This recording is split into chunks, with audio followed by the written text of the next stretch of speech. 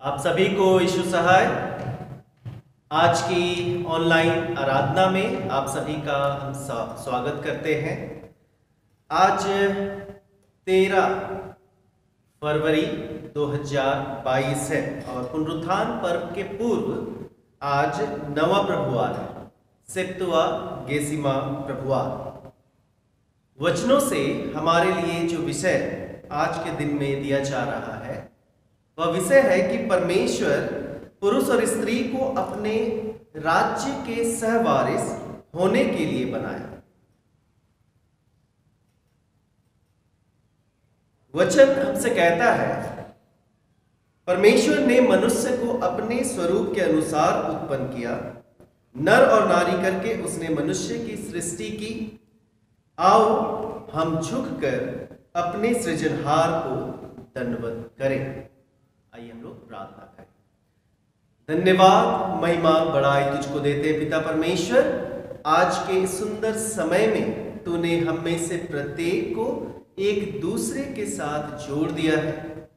माता पिता, भाई बहन, बच्चे आज की इस आराधना में जब सम्मिलित होते हैं तो यह तेरी बड़ी दया के कारण, करुणा के कारण से हो पाया है।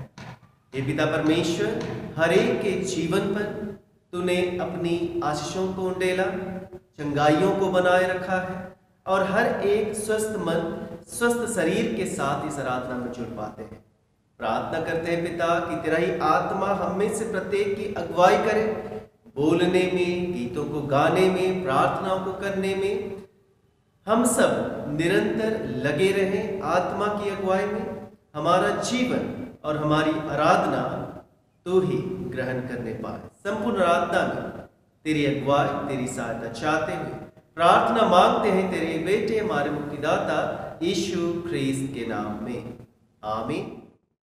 भजन 354 354।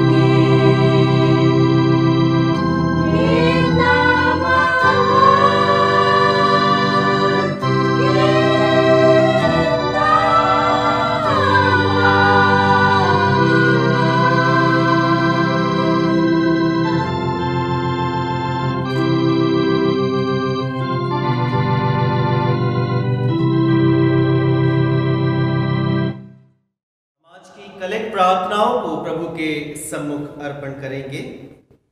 हम प्रार्थना अर्पण करें पुनरुत्थान पर्व के पूर्व नवा प्रभुवार की प्रार्थना। हे सर्वशक्तिमान पिता परमेश्वर, तूने अपनी प्रेमपूर्ण बुद्धि से मानव जाति को बहुत और भिन्न भिन्न वरदानों से समृद्ध किया है।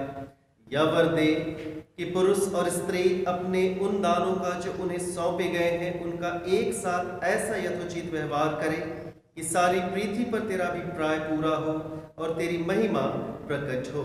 हमारे प्रभु यीशु ख्रीस्त के द्वारा जो तेरे और पवित्र आत्मा के साथ एक परमेश्वर अब और सदा जीता और राज्य करता है।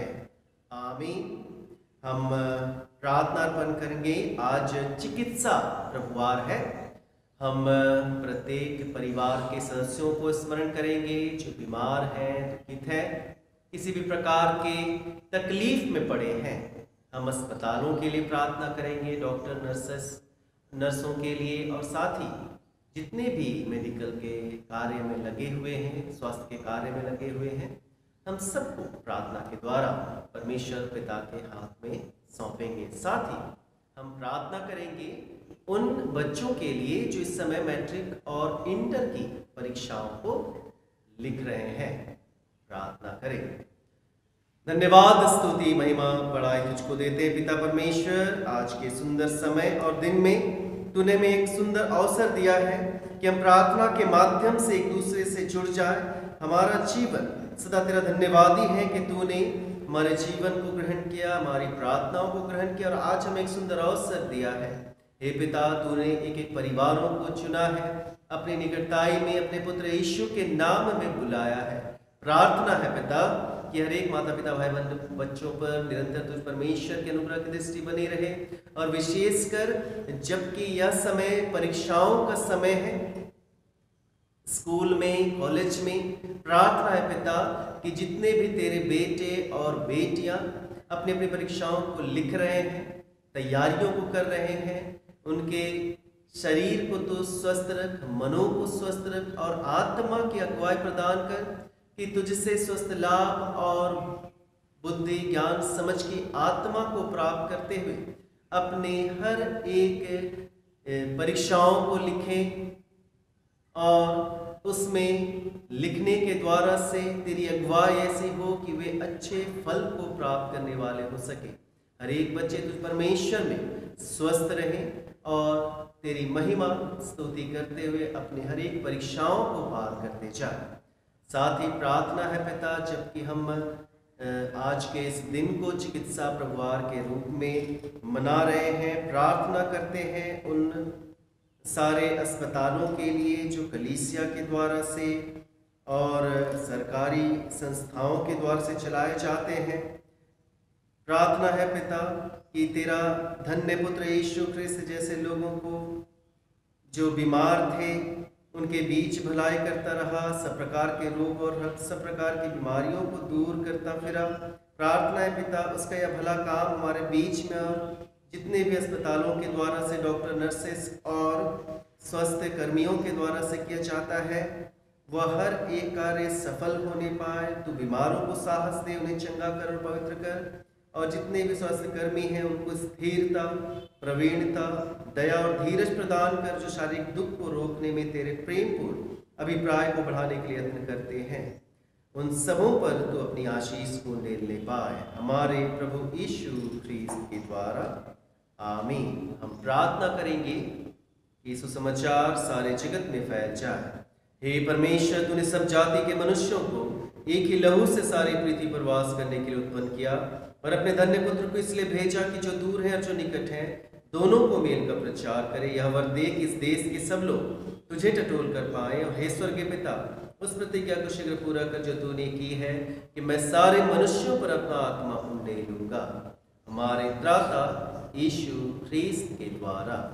आमीन। इस समय हम पाप अंगीकार की प्रार्थना में जाएंगे। प्रियो, हमारे प्रभु यीशु ख्रीस्त ने कहा है, प्रभु हमारा परमेश्वर ही एकमात्र प्रभु है।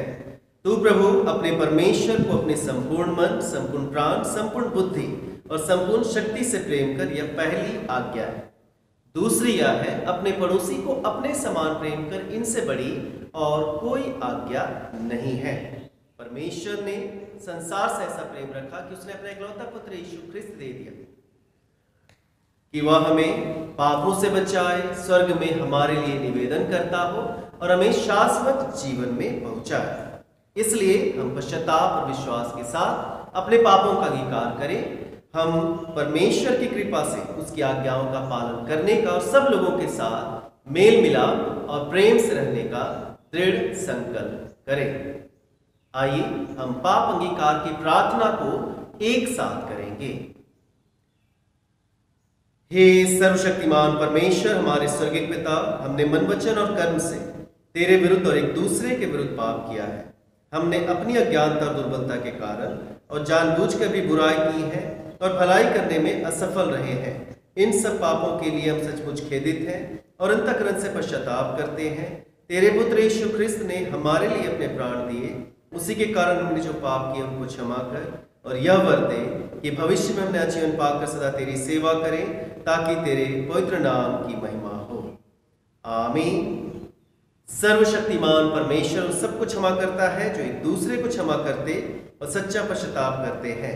वह हम सब पर दया करे, हमारे सब पापों को क्षमा करे, उन सबको छुटकारा दे, सब भले कामों में हमें स्थिर और सबल करे और शाश्वत जीवन में बनाए रखे। आमीन।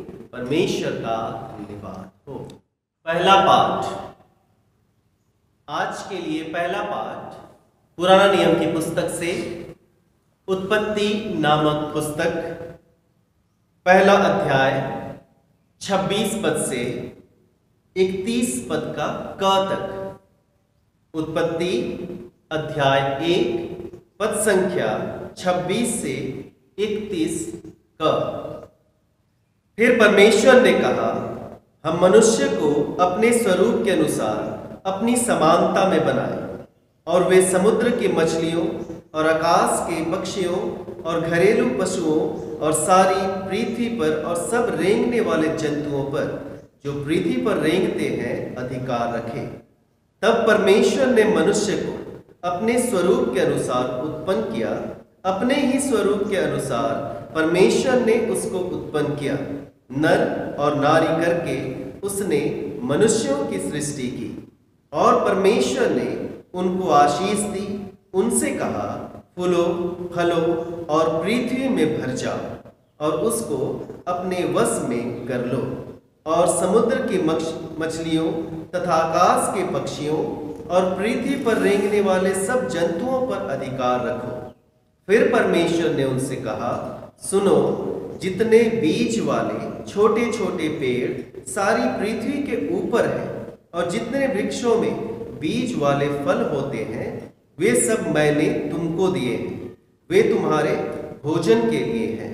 और जितने पृथ्वी के पशु और आकाश के पक्षी और पृथ्वी पर रेंगने वाले जंतु हैं, जिन जिन में जीवन का प्राण है, उन सब के खाने के लिए मैंने सब हरे हरे छोटे पेड़ दिए हैं।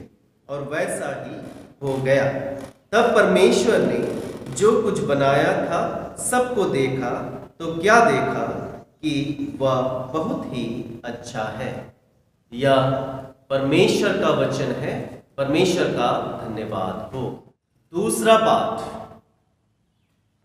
नया नियम से पत्र से गलातियों के नाम पौलुस प्रेरित की पत्री, उसका 3 अध्याय 23 पद से 29 पद तक। गलाती अध्याय 3 पद संख्या 23 से 29। पर विश्वास के आने से पहले व्यवस्था की अधीनता में हमारी रखवाली होती थी, और उस विश्वास के आने तक जो प्रकट होने वाला था, हम उसी के बंधन में रहे। इसलिए व्यवस्था मसीह तक पहुंचने के लिए हमारी शिक्षक हुई है कि हम विश्वास से धर्मी ठहरे।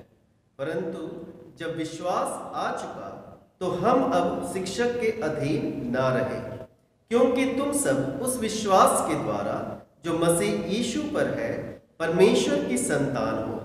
और तुम में से जितनों ने मसीह में बपतिस्मा लिया है, उन्होंने मसीह को पहन लिया है। अब ना कोई यहूदी रहा और ना यूनानी, ना कोई दास ना स्वतंत्र, ना कोई नर न नारी, क्योंकि तुम सब मसीह यीशु में एक हो।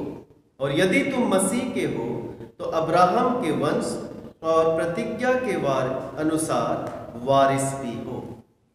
यह परमेश्वर का वचन है। परमेश्वर का धन्यवाद हो। गीत संख्या 151, हिम नंबर 151।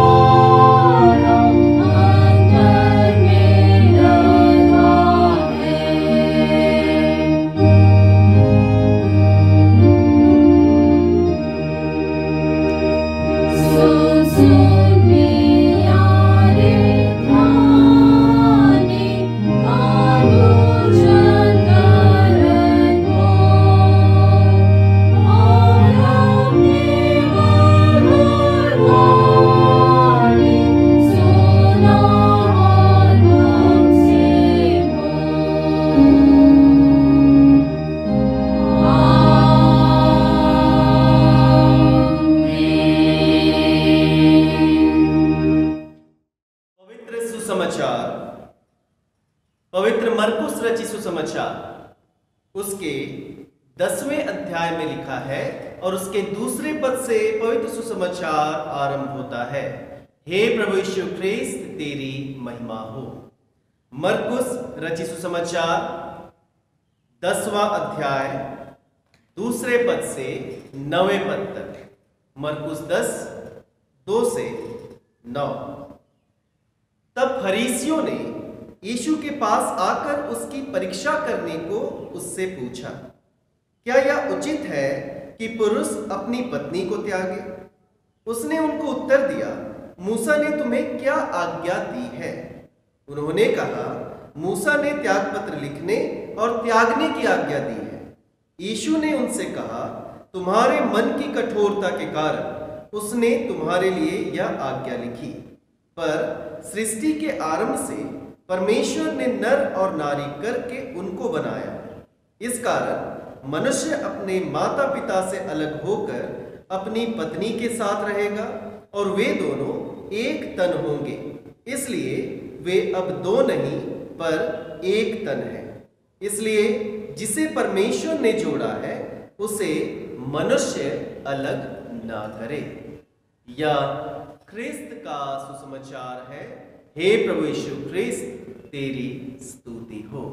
सर्वशक्तिमान ईश्वर पिता, पुत्र और पवित्र आत्मा के नाम में आमीन। ईश्वर पिता को धन्यवाद आज के सुंदर दिन और सुंदर समय के लिए कि परमेश्वर ने हम सभी को फिर से यह एक अवसर दिया है कि ऑनलाइन आराधना के माध्यम से हम वचनों के द्वारा एक दूसरे से बातचीत कर पाए। आज के लिए जो वचन ठहराए गए हैं उन वचनों के अनुसार जो हमें विषय मिलता है वह हमारे परिवार की बात करता है। परिवार में जो सबसे बड़ा संबंध होता है एक पति और पत्नी का, उसके विषय में आज के वचन पाए जाते हैं। वचनों के अनुसार जो विषय हमें मिलता है वह विषय हम सबको बतलाना चाहता है कि परमेश्वर पुरुष और स्त्री को अपने राज्य के सहवारिस होने के लिए बनाया। परमेश्वर ने पुरुष और स्त्री को अपने राज्य के सहवारिस होने के लिए बनाया है। इसलिए जब हम एक नर और एक नारी की बात करते हैं, पुरुष और स्त्री की बात करते हैं, तो सबसे श्रेष्ठ जो संबंध होता है वह पति और पत्नी का जो परमेश्वर ने ठहराया है कि आदम को परमेश्वर ने हवा बनाया और उसे दे दिया उसकी पत्नी होने के लिए, वचन में जैसा लिखता है। और जब नर और नारी पति और पत्नी के रूप में शारीरिक एकता या शारीरिक संबंध में जुड़ते हैं, तो यह कोई अचानक से होने वाली बात नहीं है या दुर्घटना की बात नहीं, परंतु परमेश्वर पिता की योजना है। और परमेश्वर की योजना क्या है कि जो उसका परमेश्वर का राज्य है, उसके पति और पत्नी जो है उसके सहवारिस बन जाए। पति और पत्नी परमेश्वर के राज्य में एक साथ उसके वारिस हो जाए। हम सभी ऐसे समय में अपने जीवन को व्यतीत कर रहे हैं जिस समाज में रहते हैं, या फिर प्रभु यीशु ख्रिस्त जिस समय में यहूदा प्रदेश में, यहूदिया क्षेत्र में जीवन को व्यतीत कर रहा था, तो लिंग भेद की बात या फिर लैंगिक भेद की बात हमें पता चलती है कि उसमें भेदभाव पाया जाता था। तो हम सभी को यह घोषणा करने की आवश्यकता है, परमेश्वर के वचनों के अनुसार उन लोगों को बताने की आवश्यकता है कि परमेश्वर ने पुरुष और महिला दोनों को अपनी समानता और अपने स्वरूप में बनाया कि पति और पत्नी क्या है, एक पुरुष और एक स्त्री जो है वह परमेश्वर के स्वरूप में है, और परमेश्वर की दृष्टि में दोनों क्या है, बराबर है, दोनों समान है और राज्य के, परमेश्वर के राज्य के संयुक्त उत्तराधिकारी है। आज के सुसमाचार में पाया जाता है, आज के सुसमाचार पाठ में, कि प्रभु यीशु ख्रिस्त यहूदा के क्षेत्र में आया था, और यहूदा के क्षेत्र में जब वह आया तो चारों ओर एक बड़ी भीड़ उसके पास आ गई, और यीशु ने जैसा वह करता था वैसे ही परंपरा अनुसार क्या किया, लोगों को शिक्षा देने लगा, लोगों को परमेश्वर की राज्य की बातें बतलाने लगा, शिक्षा देना उसने आरंभ ही किया। तो उसी समय यहूदी जैसी समझ रखते थे, उनकी जैसी समझ थी, उनके अनुसार वे लोग क्या सोचते थे कि महिला, पुरुष लोग जो है, पुरुष लोग महिलाओं से श्रेष्ठ हैं, पुरुष जो है वे महिलाओं से श्रेष्ठ हैं। उन्होंने व्यवस्था विवरण की पुस्तक में जो मूसा के द्वारा व्यवस्था दी गई है, व्यवस्था विवरण उसका 24 अध्याय उसके पहले पद के से आगे में वहां पर तलाक की बात है कि यदि महिला अपने पति को प्रसन्न नहीं करती है तो वह पति, वह पुरुष क्या कर सकता है, पत्नी को तलाक का प्रमाण पत्र देकर उसे विदा कर देता है। अपनी पत्नी को तलाक का प्रमाण पत्र देकर उसे विदा कर देता है। हम लोग उस वचन को एक बार सुन लेंगे कि वहां तलाक के विषय क्या लिखता है। कि वहां व्यवस्था विवरण 24 उसका 1 से आगे में लिखता है, यदि कोई पुरुष किसी स्त्री से विवाह कर ले और उसके बाद उसमें कुछ लज्जा की बात पाकर उससे अप्रसन्न हो, तो वह उसके लिए त्याग पत्र लिखकर और उसके हाथ में देकर उसको अपने घर से निकाल दे। ये बात वहां पाई जाती है। और उसी बात को लेकर यीशु के पास फरीसी लोग आए। वे यीशु की राय नहीं जानना चाहते थे कि उस विषय में, तलाक के विषय में, पुरुष या स्त्री के विषय में यीशु की अंतर्दृष्टि क्या है। इस बात को वे नहीं जानना चाहते थे, उसे प्राप्त करने के लिए वे नहीं आए थे। वे यीशु को ऐसी स्थिति में डालना चाहते थे, क्योंकि वचन में पहले क्या लिखा है कि वे परीक्षा करने के लिए यीशु के पास आए, परीक्षा करने के लिए, ताकि जब यीशु इस विषय में बातचीत करे और जितनी बड़ी भीड़ वहां पर है और भीड़ में से लोग यदि उसकी बात से असहमत हो जाते हैं, यीशु की बात से यदि असहमत होंगे तो क्या होगा, भीड़ में से कई लोग क्या हो जाएंगे, यीशु का अनुसरण करना छोड़ देंगे। लेकिन प्रभु यीशु ख्रिस्त वहां जो विशेष वचन है, मरकुस रचित समाचार का 10वां अध्याय का जो विशेष वचन है वह है 5वां पद और 6ठा पद। 5वां और 6ठा पद, वहां पर यीशु ने उनसे कहा, तुम्हारे मन की कठोरता के कारण उसने, किसने? मूसा ने यह आज्ञा लिखी। तुम्हारे मन की कठोरता के कारण मूसा ने यह आज्ञा लिखी। 6ठा पद कहता है, पर सृष्टि के आरंभ से परमेश्वर ने नर और नारी करके उनको बनाया। सृष्टि के आरंभ से नर और नारी करके परमेश्वर ने उनको बनाया है। हमारा धर्मशास्त्र, हमारा पवित्र शास्त्र, हमारा बाइबल जो है यह दावा करता है कि आरंभ से ही महिलाओं और पुरुषों को परमेश्वर ने अपने स्वरूप और समानता में बनाया। परमेश्वर की दृष्टि में कोई भी भेद नहीं, परमेश्वर की दृष्टि में कोई भी भेद नहीं है। जैसा गलातियों की पुस्तक में पौलुस कहता है 3रा अध्याय उसके 28 पद में, अब ना कोई यहूदी रहा और ना यूनानी, ना कोई दास ना स्वतंत्र, ना कोई नर ना नारी, क्योंकि तुम सब मसीह यीशु में एक हो। सब लोग परमेश्वर की समानता और स्वरूप में क्या है? एक है। परमेश्वर की दृष्टि में भी सभी को समान अधिकार प्राप्त है। तो सबसे पहली बात जो आती है वह यह है कि मनुष्यों को बनाने में और एक पति और पत्नी के संबंध में जो सबसे पहला जो बात है वह है भावनात्मक है, इमोशनल है, कि परमेश्वर ने भावनात्मक रूप से परमेश्वर ने एक पुरुष और एक स्त्री को बनाया है, एक पति और पत्नी को परमेश्वर ने बनाया है। उत्पत्ति की पुस्तक उसका 2रा अध्याय में परमेश्वर कहता है 18 पद में कि आदम का अकेला रहना अच्छा नहीं है। आदम का अकेला रहना अच्छा नहीं है। और उसने क्या किया? आदम की पसली को निकाला, एक हड्डी को निकाला, वहां मांस भर दिया और उस पसली से उसने हवा को बनाया और आदम के पास लेकर गया। कि परमेश्वर भी क्या है? एक पति और पत्नी के लिए बहुत ही भावना से भरा हुआ है, मतलब कि इमोशनल है उस संबंध को बनाए जाने में। इसलिए एक पति और पत्नी का जो संबंध होता है वह इमोशनल होता है। और जब उसे पत्नी मिल जाती है आदम को, तब वह कहता है, अब यह मेरी हड्डी में की हड्डी और मेरे मांस का मांस है। जो रिश्ता है पति और पत्नी का रिश्ता, जो इसलिए वचन क्या कहता है कि अन्य रिश्तों से वह ज्यादा नजदीकी या करीबी होता है। दोनों एक एकता में बंधकर क्या हो जाते हैं? एक तन हो जाते हैं।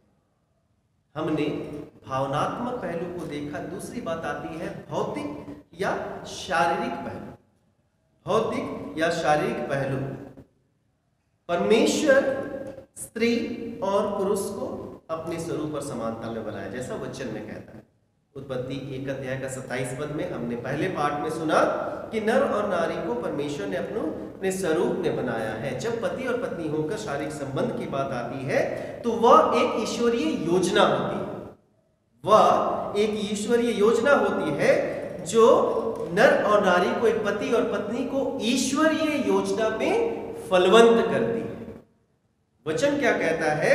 जब वे दोनों आदम और हवा को परमेश्वर ने मिलाया तो उन्हें कहा कि फूलो फलो और धरती में भर जाओ। उसका अर्थ यही है कि पति और पत्नी के शारीरिक संबंध को भी परमेश्वर आशीषित करता है, उसे फलवंत करता है। दोनों का शरीर पूरी तरह से अलग है, परंतु परमेश्वर में वे दोनों एक तन हो जाते हैं। और तीसरी और अंतिम बात है वह है आत्मिक पहलू के रूप में। पहला भावनात्मक था, इमोशनल था। दूसरा जो था वह भौतिक या शारीरिक था, फिजिकल था। और तीसरी बात है वह स्पिरिचुअल है, आत्मिक पहलू की बात करता है।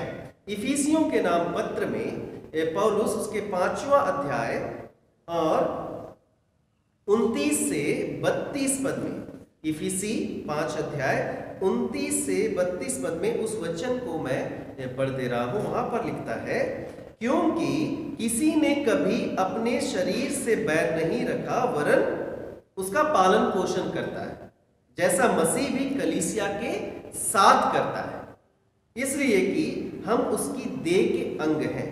इस कारण मनुष्य अपने माता पिता को छोड़कर अपनी पत्नी से मिला रहेगा और वे दोनों एक तन होंगे। ये बातें जब आगे बढ़ती है कि यह भेद तो बड़ा है, पर मैं यहां मसीह और कलीसिया के विषय कहता हूं। आत्मिकता की बात जब आती है, वचन की जब बात आती है, तो वहां पर मसीह और कलीसिया का जो संबंध है वह उस संबंध में पौलुस इफिसियों के नाम पत्र 5वां अध्याय का 29-32 पद में यह बतलाता है, स्पष्ट करता है कि एक अच्छा विवाह मसीह और कलीसिया के बीच, परमेश्वर और उसके चुने हुए लोगों के बीच जो संबंध होता है, मसीह और कलीसिया या परमेश्वर उसके चुने हुओं के बीच जो संबंध होता है, अच्छा विवाह भी उस बात को चित्रित करता है कि अच्छा विवाह एक पति और पत्नी मसीह और कलीसिया के संबंधों को दर्शाती है। इसलिए परमेश्वर विवाह में पुरुष और स्त्री को एक साथ जोड़ देता है।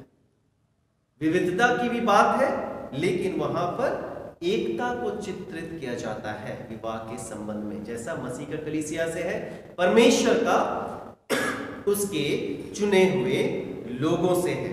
जैसा प्रेम और एकता जो कलीसिया यीशु में है, वैसा ही रिश्ता स्त्री और पुरुष में होता है, पति और पत्नी में होता है। ख्रिस्त में अधिप्रयोग परमेश्वर चाहता है उसकी दृष्टि में जैसे पुरुष और स्त्री समान है, हमें भी समानता, पति और पत्नी या फिर महिला और पुरुष के बीच में समानता की बात उसकी घोषणा करनी चाहिए।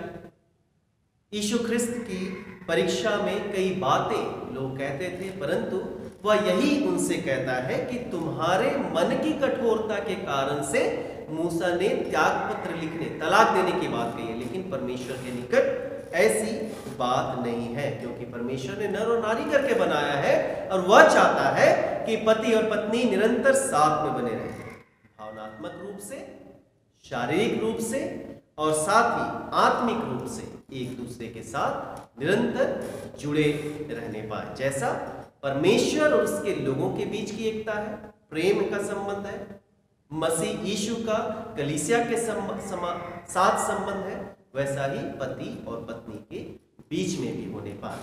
आइए हम प्रार्थना करें। ईश्वर पिता, इन वचनों के लिए तेरा धन्यवाद करते हैं कि तूने एक परिवार के विषय, विशेष करके पति और पत्नी के विषय में इन वचनों को हम सबके जीवन के लिए दिया है, और तेरी दृष्टि में नर और नारी दोनों बराबर होते हैं, और पति और पत्नी को अपने राज्य में तो सहवारिस होने के लिए बुलाता है। होने दे कि जितने भी हम सभी इन वचनों को सुन पाते हैं, निरंतर भावनात्मक रूप से जैसा तूने मनुष्यों को बनाया है, शारीरिक रूप में जो समानता में तूने हम मनुष्यों को बनाया है, और जो आत्मा तूने हमें दी है, उसी में हर एक परिवार बढ़ने पाए, हमारे प्रभु यीशु ख्रीस्त के द्वारा, आमीन। हम अपने विश्वास की घोषणा इस समय करेंगे प्रेरितों के विश्वास वचन के द्वारा से। प्रेरितों का विश्वास वचन। मैं सर्वशक्तिमान पिता, स्वर्ग और पृथ्वी के सृष्टिकर्ता परमेश्वर पर विश्वास करता हूँ। मैं उसके इकलौते पुत्र हमारे प्रभु यीशु ख्रीस्त पर विश्वास करता हूँ। वह पवित्र आत्मा के सामर्थ्य से गर्भ में आया और कुंवारी मरियम से जन्मा। उसने पुन्तियुस पिलातुस के शासन में दुख भोगा। वह क्रूस पर चढ़ाया गया, मरा और गाड़ा गया और मृतकों के लोक में उतरा। तीसरे दिन वह जी उठा, वह स्वर्ग पर चढ़ गया और पिता की दाहिनी ओर विराजमान है। वह जीवितों और मृतकों का न्याय करने को फिर आएगा। मैं पवित्र आत्मा पर, पवित्र सालों की कलीसिया पर, संतों की संगति, पापों की क्षमा, देह के पुनरुत्थान और अनंत जीवन पर विश्वास करता हूँ। आमीन। गीत संख्या 220, हिम नंबर 220।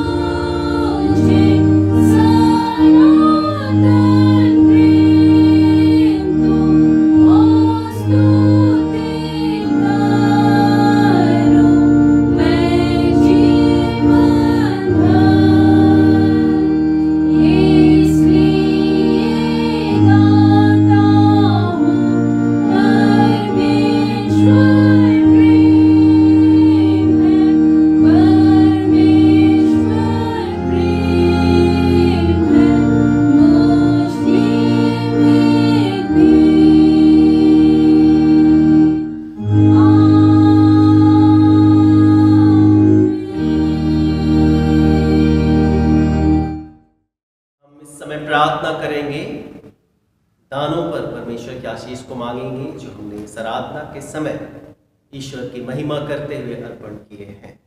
प्रार्थना करें। हे सर्वशक्तिमान प्रभु परमेश्वर, अनादिकाल से अनादिकाल तक तू धन्य है। हे प्रभु, महिमा पराक्रम शोभा सामर्थ्य और विभव तेरा ही है, और आकाश और पृथ्वी में जो कुछ है वह तेरा ही है। हे प्रभु, राज्य तेरा है और तू सबों के ऊपर मुख्य और महान ठहरा है। धन और महिमा तेरी ओर से मिलती है, और हम तेरे हाथ से पाकर इन दानों को तुझ परमेश्वर के सम्मुख अर्पण करते हैं। तेरी आशीष प्रत्येक दानों पर हो कि यह तुझ परमेश्वर के राज्य की बढ़ती में काम आए। जिन्होंने अपने मुट्ठियों भंडार को खोला है, उनके जीवन और भंडारों पर भी तेरे परम्पार आशीष होने पाए, हमारे प्रभु यीशु ख्रीस्त के द्वारा, आमीन। आइए हम धन्यवाद की प्रार्थना में जाएंगे। हमारे जीवन में परमेश्वर ने जो भी आशीषों को दिया, चंगाइयों को दिया है, और जितने भी प्रभु के दास दासी बेटे बेटियां अपने जन्म दिवस को इस सप्ताह में मना रहे हैं, उनके लिए उनके साथ होकर प्रार्थना और धन्यवाद अर्पण करेंगे। विवाह के वर्षगांठ को मना रहे हैं, उनके लिए भी हम प्रार्थना और धन्यवाद अर्पण करेंगे। और साथ ही जो चंगाइयों को प्राप्त किए हैं, आशीषों को प्राप्त किए हैं, हम सबके निमित्त परमेश्वर पिता को धन्यवाद अर्पण करें। दाऊद कहता है स्तोत्र 103 में कि हे मेरे जीव प्रभु को धन्य कर, और जो कुछ मुझ में है उसके पवित्र नाम को। आइए हम प्रार्थना करें। सर्वशक्तिमान पिता परमेश्वर, हम तुझे धन्य मानते, तेरी बड़ाई करते हैं कि तू अपने हर एक विश्वासियों की प्रार्थनाओं को सुनता है। तो उनकी दुर्बलताओं में, बीमारियों, दुख तकलीफों में उनका बल है। तूने हर एक के जीवन पर जो बीमार दुखित है, जो सेवा करते, अपनी आशीषों को, चंगाइयों को उंडेला है। इस कारण से जो दुख और रोग के बिछौने पर थे, तूने उससे उठाकर फिर से भला चंगा किया है। हम उनके जीवन के साथ मिलकर तेरा धन्यवाद करते, तो ही हर एक के धन्यवादी जीवन को ग्रहण कर। साथ ही प्रार्थना है पिता कि वे किसी भी प्रकार की दुर्बलताओं, बीमारियों से निरंतर तेरी सहायता से सुरक्षित रहने वाले हो सके। हम उनके साथ मिलकर भी आज के दिन में तेरा धन्यवाद करते हैं, जिनके जीवन में तूने और एक वर्ष को जोड़ा है, जन्म दिवस को मना रहे हैं, विवाह के वर्षगांठ को मना रहे हैं। तो धन्यवाद देते हैं पिता, क्योंकि तू ही धन्यवाद के योग्य है। जिनको तू एक दूसरे से जोड़ देता है, निरंतर उस परिवार को तू संभालता, अपने पुत्र के नाम में उन्हें बढ़ाता है। हर एक का जीवन तेरा धन्यवादी है। होने दे कि नए वर्ष में एक परिवार होकर हर एक जो अपने वर्षगांठ को मना रहे हैं, तेरे ही व्यवस्था, शिक्षा और आज्ञा के अधीन रहते हुए अपने जीवन को, परिवार को चलाने वाले हो सके, और सदा तेरे धन्यवाद भी बने रहने पाए। धन्यवाद देते हैं उनके जीवन के लिए जो अपने जन्म दिवस को मनाने पाते हैं। धन्यवाद देते हैं पिता कि बीते वर्ष अद्भुत रीति से तूने इनकी रक्षा और रखवाली की, हर एक प्रकार के जोखिमों से सुरक्षित रखा, और एक नए वर्ष में तूने ले पहुंचा दिया है। प्रार्थना करते हैं पिता कि तेरी दया से जब एक नए वर्ष में पहुंच पाते हैं, नए वर्ष का आरंभ करते हैं, तो हर एक के जीवन के साथ हो कि नए वर्ष का आरंभ तुझ परमेश्वर के नाम से करे, अपनी योजना और अपने कार्यों का आरंभ तुझ में करें, तुझी में करते रहे, और समाप्त कर सदा तेरे धन्यवादी बने रहने पाए। हर एक आशीषों के लिए, चंगाइयों के लिए, और एक नए वर्ष को हर एक के जीवन में जोड़ देने के लिए हम तेरा धन्यवाद करते हैं। प्रार्थना मांगते हैं तेरे बेटे हमारे मुक्तिदाता यीशु ख्रीस्त के नाम में, आमीन। आइए जैसा यीशु ख्रिस्त ने हमें सिखाया है, हम प्रभु की प्रार्थना को एक साथ करें। हे हमारे पिता, तू जो स्वर्ग में है, तेरा नाम पवित्र माना जाए, तेरा राज्य आए, तेरी इच्छा स्वर्ग में पूर्ण होती है वैसे पृथ्वी पर भी हो। हमारे दिन भर की रोटी आज हमें दे, हमारे अपराधों को क्षमा कर जैसे हमने अपने अपराधियों को क्षमा किया है।